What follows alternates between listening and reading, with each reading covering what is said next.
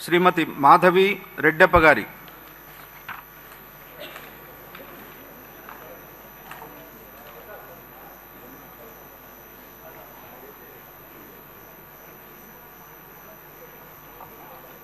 మాధవి రెడ్డప్ప గారి అనే నేను శాసనసభ సభ్యురాలిగా ఎన్నిక అయినందున శాసనం ద్వారా నిర్మితమైన భారత రాజ్యాంగం పట్ల నిజమైన విశ్వాసం, విధేయత చూపుతానని, భారతదేశ సార్వభౌమాధికారాన్ని, సమగ్రతను కాపాడుతానని, నేను స్వీకరించబోయే కర్తవ్యాన్ని శ్రద్ధాశక్తులతో నిర్వహిస్తానని దైవ సాక్షిగా ప్రమాణం చేస్తున్నాను.